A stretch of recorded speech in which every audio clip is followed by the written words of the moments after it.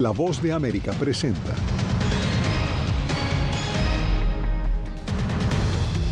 Presidente mexicano recibe a delegación estadounidense para buscar maneras de frenar la migración irregular. Autoridades colombianas enfrentan un reto migratorio con la llegada de numerosos migrantes africanos.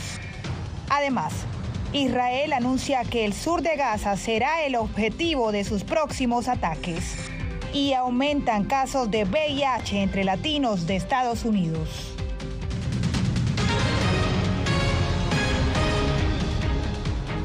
Bienvenidos. Iniciamos esta emisión de noticias desde México con la reunión del secretario de Estado Antony Blinken y el presidente Andrés Manuel López Obrador. El objetivo, la necesidad urgente de acciones adicionales en materia migratoria. Saludamos a Javier Egar en Ciudad de México, en el lugar de la noticia. Javier, ¿se han anunciado ya algunas medidas después de este encuentro? Saludos, Divalicet. Mira, hasta el momento lo que se sabe es que de esta reunión saldrán medidas que forman parte de los compromisos adoptados en la Cumbre de las Américas celebrada en Los Ángeles. Entre estos compromisos estaba el ofrecimiento y la aplicación de cupos de visas temporales en países como Canadá y la Unión Europea para migrantes que son indocumentados. Al mismo tiempo implica establecer procesos seguros de retorno y reasentamiento en los países de las Américas.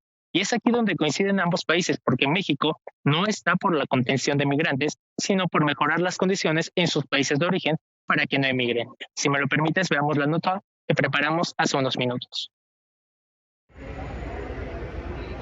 El incremento de migrantes en la frontera que comparten México y Estados Unidos trajo hoy aquí al secretario de Estado Antony Blinken, cuyo gobierno es presionado por los republicanos para que adopte medidas migratorias a cambio de más ayuda para Ucrania. De eso habló el anfitrión de esta inusual visita en semana navideña. Allá hay elecciones y como en todos lados, ¿no? se utilizan estos temas. Para México, la solución está en atender las causas.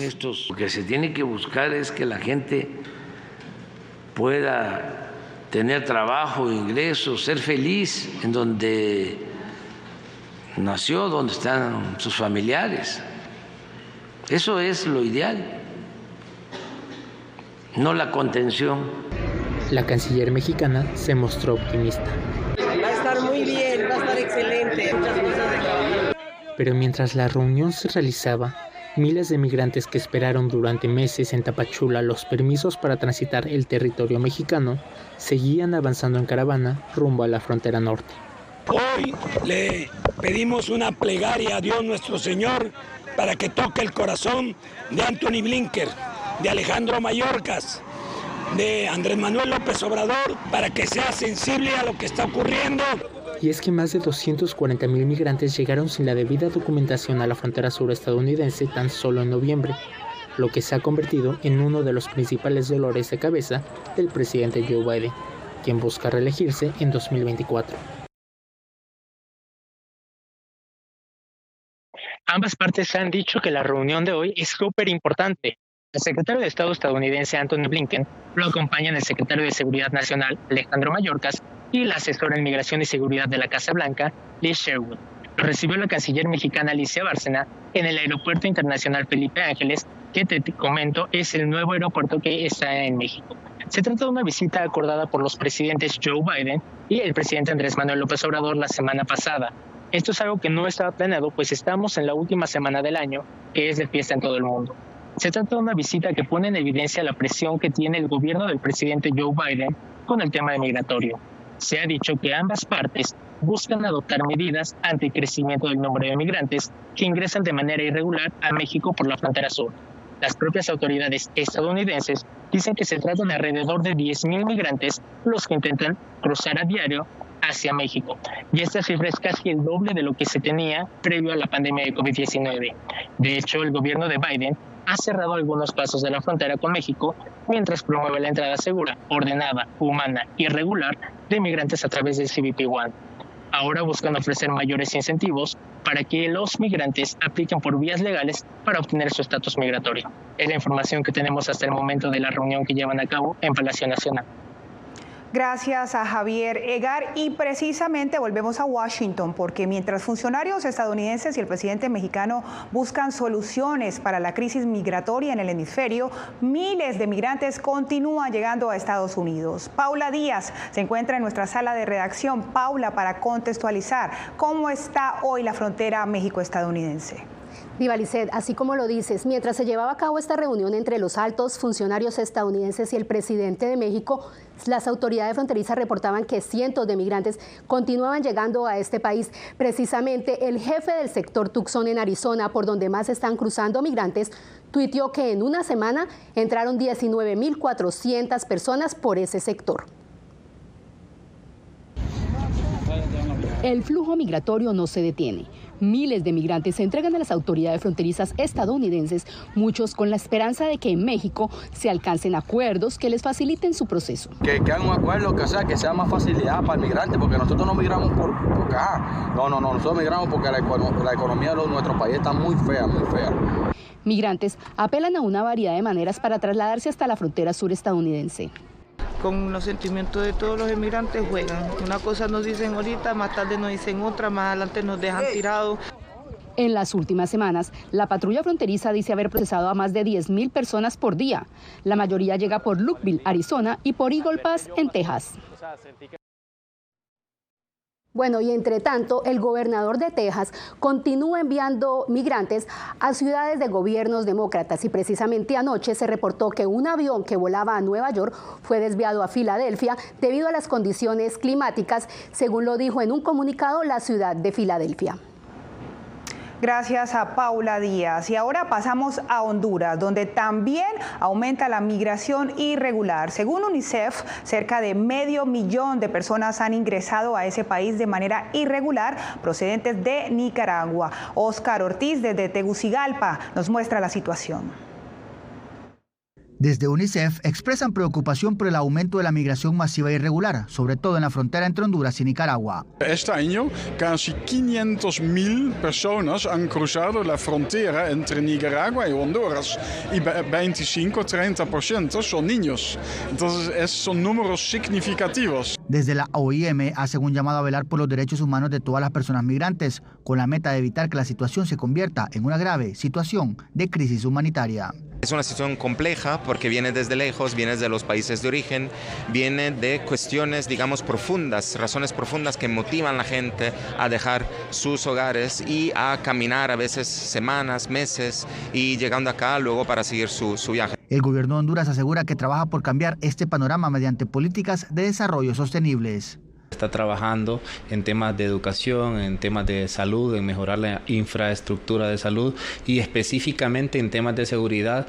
Los 506.936 migrantes que ingresaron este año a Honduras son más del doble de los 188.858 contabilizados en 2022. Esta no es una situación única para Honduras, sino que muchos países de la región están enfrentados a desafíos parecidos. Entonces hay que sentarse, discutir, ver cuáles son los temas. Según la Organización Internacional para las Migraciones, los departamentos hondureños de El Paraíso y Choluteca, colindantes con la frontera con Nicaragua, registran mayor ingreso de migración irregular. Óscar Ortiz, Voz de América, Tegucigalpa. Y pasamos a Colombia, donde las autoridades se enfrentan la llegada de numerosos migrantes africanos. Desde Bogotá, Yair Díaz nos cuenta que estas personas se quedan varadas en el aeropuerto de la capital, lo que afecta el funcionamiento de esa terminal aérea. Este es el panorama que se observa dentro de las salas internacionales del Aeropuerto El Dorado de Bogotá. Más de 200 migrantes africanos llegan diariamente como pasajeros en tránsito, mientras unos logran ingresar a Colombia y deben esperar hasta 5 días su vuelo de conexión a El Salvador o Nicaragua. La mayoría no son admitidos y generan un drama migratorio en las salas de espera. Este tema del aeropuerto ya está siendo objeto de investigación por parte de Migración Colombia y, como lo ha dispuesto nuestro director general, estamos poniendo todas las capacidades de la Dirección de Investigación Criminal Interpol, la cooperación internacional para avanzar en este proceso investigativo.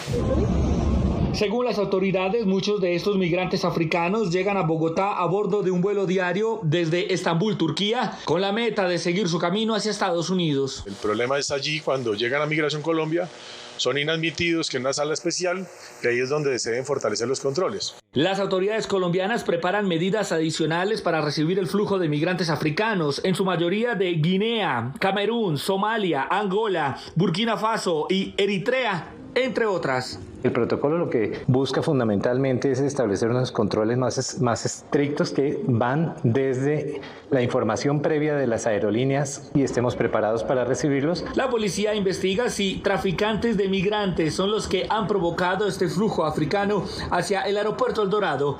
Yair Díaz, Voz de América, Bogotá.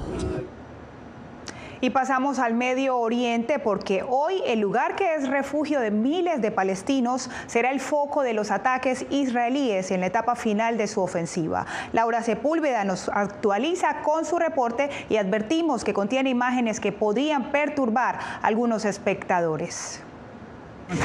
Esto no es guerra, esto es genocidio. Tras haber perdido todo, así describen algunos gazatíes su día a día. Según la ONU, cerca del 85% de la población de la franja se encuentra desplazada y a la fecha se han registrado 21.100 muertes, mientras en Cisjordania, con 495 muertes, este año sobrepasa todo registro desde 2005. Seguimos moviéndonos de casa en casa y de barrio en barrio. Nos ordenan refugiarnos en escuelas solo para atacarnos allí. El anuncio de Israel de evacuar ciertas zonas continúa. En un principio la instrucción fue ir al sur, pues sus operaciones se enfocarían al norte. En esta zona densamente urbanizada donde los terroristas están disfrazados de civiles, no se puede decir que hayamos matado a todos.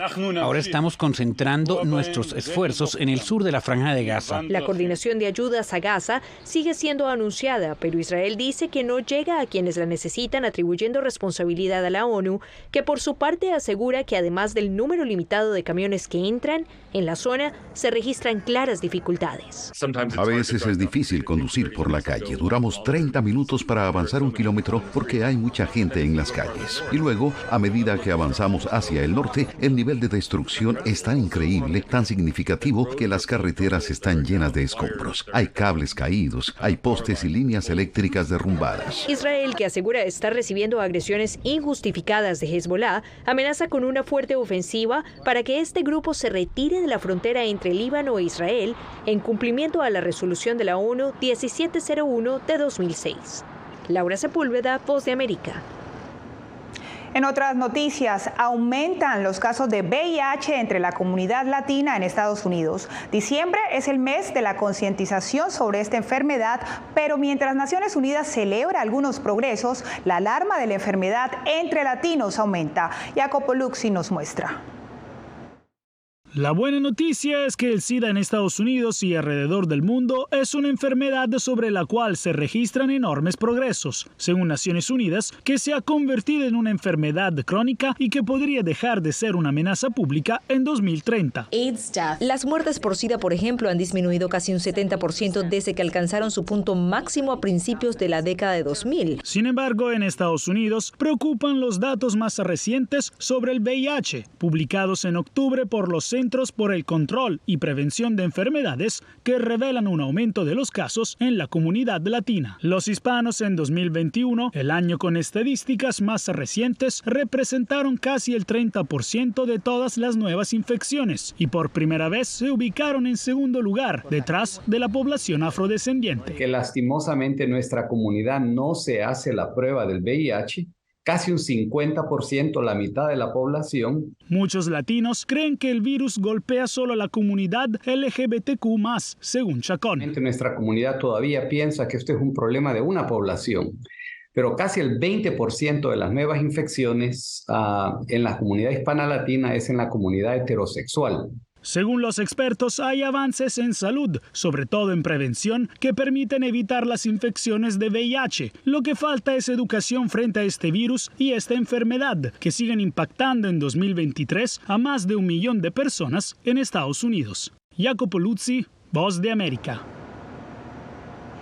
Preocupación de Estados Unidos en El Salvador por orden de capturas relacionadas a la masacre de El Mozote. Detalles al volver.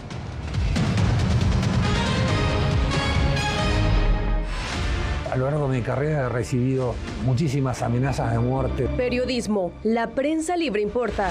El rol de los periodistas es ejercer el rol del perro guardián de la democracia. Disponible en vozdeamerica.com. ¿Quieres mantenerte informado de primera mano? Únete a nuestro canal de WhatsApp. Lo que ocurre en Estados Unidos, América Latina y el mundo directamente a tu celular. Escanea el código que ves en pantalla y conéctate con las noticias para recibir información veraz y balanceada. Noticias de última hora, reportes originales y verificación de información. Porque en La Voz de América, la prensa libre importa. Soy Jorge Agobián, corresponsal de La Voz de América en la Casa Blanca. Nuestro trabajo es conectar a Latinoamérica con Washington. Aquí somos la voz, oídos y ojos de nuestro continente para reportar lo que se decide en Estados Unidos e impacta en nuestros países. Traemos a esta sala de prensa las preguntas que la gente se hace y hablamos en un lenguaje sencillo para explicar las políticas globales, sus defensores y detractores. Y lo entregamos a nuestra audiencia para que saque sus propias conclusiones. Porque en La Voz de América, la prensa libre importa. Nosotros no somos ninguna oposición. La prensa no es ninguna oposición. Periodismo, la prensa libre importa. Entonces hay un poco de tema también de amenazas, ¿no? Disponible en vozdeamerica.com. ¿Cómo decidió este grupo de hombres no acabar con la civilización? Presentamos De Yalta a Malta, una serie documental que analiza las relaciones y amistades entre los líderes de la Guerra Fría. Cómo interactuaron, cuándo se conocieron y llegaron a discutir el destino del mundo. Es un lado de la historia que usted necesita ver. De Yalta a Malta.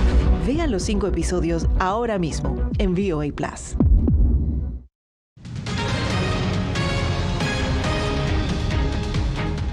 En El Salvador, la Embajada de Estados Unidos cuestiona la orden de captura de 10 personas que incluyen al expresidente Alfredo Cristiani. El caso está relacionado a la masacre de El Mozote, que dejó más de 800 civiles asesinados en 1981. Raquel Herrera nos amplía. La embajada estadounidense expresó preocupación por la orden de detención emanada por un tribunal salvadoreño contra Rubén Zamora y otras personas que ocupaban cargos de elección popular cuando se aprobó la Ley General de Amnistía en 1993. La jueza de instrucción Mirtala Portillo acusa a estas personas de encubrir con la Ley de Amnistía a los mandos militares responsables de la masacre de El Mozote, que dejó más de 800 civiles asesinados en 1981. La resolución distrae o lleva el foco de atención fuera de los responsables, que son militares, desde el exministro de Defensa y toda la cadena de mando hasta el batallón Atlacat, a quienes no se les ordena detención, por cierto, a pesar de ser los perpetradores directos, y por lo tanto el caso se estaría politizando. La postura de Estados Unidos es que las víctimas de la masacre de El Mozote merecen justicia después de 42 años y que la sentencia no ayuda a ese objetivo. Organizaciones y familiares han pedido que se retire la orden de captura contra Rubén Zamora, quien no apoyó ni firmó la polémica ley. Venir a acusar a Rubén de esto cuando ni siquiera votó en esa plenaria. Rubén estuvo en contra de esa pieza de correspondencia. Creemos que esto es un acto para callar a la oposición. Zamora ha sido un crítico importante de la gestión del presidente Nayib Bukele. Hace 2 años, el Congreso de mayoría oficialista aprobó reformas a la ley de la carrera judicial para sacar a jueces que en ejercicio superan los 60 años de edad. Desde entonces, las organizaciones de derechos humanos afirman que hay opacidad alrededor del caso y que está estancado. Raquel Herrera, Voz de América, San Salvador. Dormir en el piso y dejar de comer son algunos de los sacrificios que asumen las madres con niños hospitalizados en Venezuela. Adriana Núñez Rabascal nos cuenta que debido a las carencias de las instituciones de salud pública, el aporte de las familias se vuelve indispensable. Desde que su nieta comenzó a sufrir problemas renales, Niurka Faneite dejó su trabajo para ocuparse de recorrer múltiples farmacias buscando medicinas y de acompañarla en los días de hospitalización. Tengo que dejar de ser yo para poder estar más pendiente de ella. un tercio de las madres y abuelas con un niño recluido en un hospital público del país abandonan sus empleos para asegurar la atención médica de los pacientes infantiles, según una investigación de la organización Prepara Familia y del Centro de Estudios de la Mujer. El informe revela también que un 84% de los servicios del principal hospital pediátrico de Venezuela no tienen auxiliares de enfermería. La higiene de las camas y las habitaciones son también tareas en general de las madres cuidadoras. Si vimos que no hay auxiliares de enfermería, que hay una escasez de personal que haga la limpieza, bueno, ¿quién lo tiene que hacer? Pues lo tienen que hacer las madres. Entre el universo de tareas que cumplen las madres y abuelas está procurar la mitad de las comidas que requieren los niños cuando permanecen el día entero recluidos, de acuerdo con datos de la investigación, lo que implica que ellas dejen de alimentarse. Me duele, me siento a veces como que estuviera fracasando en eso. Lo que pasa es que cuando la veo debo darme ánimo, ¿sabes? Y ella quiere compartir la comida conmigo y le digo, ¿ya comí? Yo no te vi, no, sí, ya comí, come tú. Y cuando vienen las pocas horas que muchas de ellas pueden dormir, no tienen un espacio para dormir. Entonces, la mayoría duermen sentadas en sillas cuando hay, otras duermen en colchonetas que tiran en el piso. Frente a estas denuncias, el gobierno de Venezuela alega que, en los últimos 7 años, su sistema de salud ha sido objeto de sanciones que le impiden acceder a recursos para adquirir insumos y equipos médicos. Adriana Núñez Rabascal, Voz de América, Caracas. Y cuando volvamos, visitaremos un lugar donde vive la gente más longeva de Quito, Ecuador. No se mueva.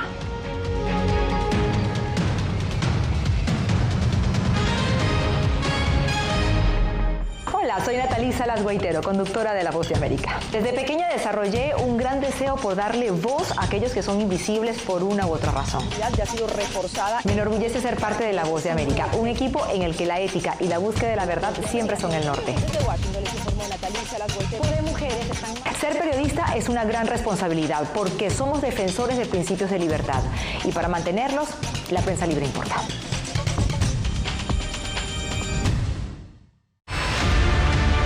No concibo una democracia sin periodistas. El libreto manda a un conflicto constante con la prensa independiente, con los medios de comunicación. Periodismo, la prensa libre importa. Una coproducción de La Voz de América con nuestras afiliadas en la región. Se ejerció esta profesión con mucho miedo. ¿Cuántos periodistas van muertos ya? Por decir la verdad. Disponible en vozdeamerica.com. Soy Fabiola Chambi, corresponsal de La Voz de América en Bolivia. Retratar la complejidad de mi país para una audiencia internacional le ha dado una nueva perspectiva a mi labor como periodista. Desde esa mirada descubro en el día a día que el trabajo que realizo en La Voz de América me ha permitido dar vida a los valores del periodismo profesional. Aquel que les informa a ustedes, nuestras audiencias, con balance, precisión y profundidad. Porque en La Voz de América, la prensa libre importa.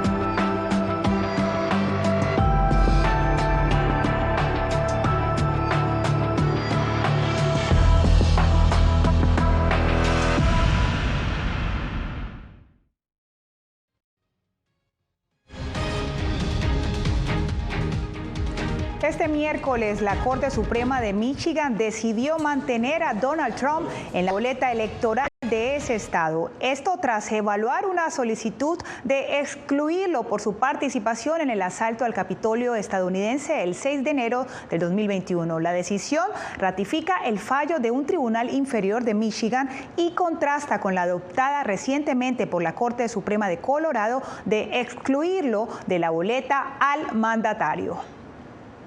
Y pasamos a una casa en Ecuador que acoge a las personas más longevas de Quito. Néstor Aguilera visitó el lugar y nos presenta a algunos residentes que incluso superan el siglo de vida.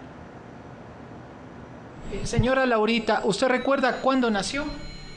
El 5 de junio de 1924. Cuando la señora Laurita nació, apenas había terminado la Primera Guerra Mundial y Estados Unidos era gobernado por el republicano Calvin Coolidge, el presidente número 30 de ese país. Esta ecuatoriana forma parte de un grupo de 60 personas que viven el otoño de sus vidas en el hogar de ancianos Santa Catalina Labouré, regentado en Quito por las Hermanas de la Caridad. La salud, dando gracias a Dios, paso bien. Algunos de estos adultos mayores llegaron mediante instituciones ecuatorianas, aunque también hay casos de hijos que los dejan ahí. Tengo 7 hijos, pero vivía sola y por eso que yo me vine para acá. Para el cuidado de personas como Mercedes Tapia, de 105 años de edad, el Estado ecuatoriano apoya con un 50% del presupuesto, mientras que el resto se consigue mediante autogestión. Tenemos desde los 65 años hasta los 105 años, un 50% que ya tienen 80, 90 y que van a cumplir 100 años. Sin embargo, la mayor fuerza llega a través del voluntariado de las religiosas, algunas también de edad avanzada, y de personas particulares que ofrecen un poco de su tiempo. Yo tengo 82 años. Pero a ellos, por ejemplo, el limpiarles, el peinarles, alguien está atento de ellos y a ellos les cambia el ánimo. Según Naciones Unidas, la esperanza de vida al nacer alcanzó 72,8 años en 2019. La proyección es alcanzar una longevidad mundial promedio de alrededor de 77,2 años en 2050. Néstor Aguilera, Voz de América, Quito. Y en más noticias, Apple podrá vender en Estados Unidos su modelo más reciente de relojes después de que un tribunal de apelaciones suspendiera temporalmente este miércoles una prohibición de importación. Apple dejó de vender sus relojes Serie 9 y Ultra 2 la semana pasada al acatar una orden de la Comisión de Comercio Internacional, la cual concluyó que el sensor de oxígeno en sangre de los dispositivos había incurrido en violación de propiedad intelectual. Y usted no se mueva, que en minutos volvemos con más noticias en El Mundo al Día.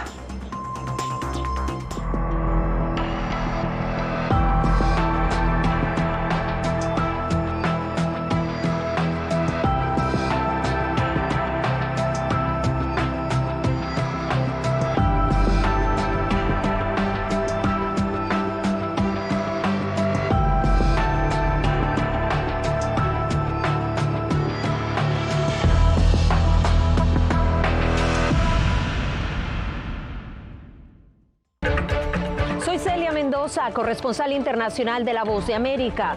Desde que me uní a este equipo de profesionales hace más de una década, he tenido la oportunidad de descubrir un mundo de noticias que comparto con ustedes. La Voz de América habló con el director. Porque siempre estoy en el lugar de los hechos, entregando información veraz, clara y precisa, manteniendo nuestro compromiso periodístico, porque en La Voz de América, la prensa libre importa.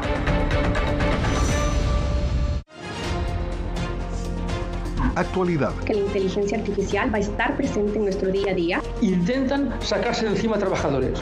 Análisis. El cambio climático está teniendo muchísimos impactos que afecta siempre a los más vulnerables. La región necesita ayuda. Debate. Proteger a las escuelas con armamentos. Es una total ridiculez, es algo inverosímil. Con la información más allá de los titulares. Todas las semanas por La Voz de América. Desde Washington, les saluda Gonzalo Abarca. Hola, soy Oscar Ortiz Barahona, corresponsal La Voz de América. Ser La Voz de América desde Honduras me permite conectarme con todos ustedes, nuestras audiencias en todos los países del continente, ofreciendo información veraz sobre los temas que más te impactan. Honduras y los Estados Unidos han ejercido labores humanitarias de 40 viviendas. Desde perspectivas humanas y con base en hechos, te informamos para que seas tú quien formes tu propia opinión, porque en La Voz de América, la prensa libre, importa.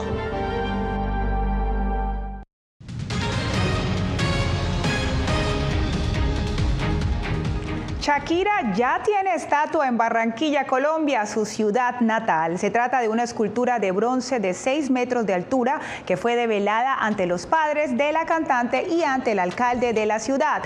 El monumento rinde homenaje al baile de vientre de la colombiana y es obra del escultor Gino Márquez. Unas caderas que no mienten. Y al ritmo de Shakira nos despedimos en El Mundo al Día. Les acompañó Diva Lizeth Cash. Nos vemos.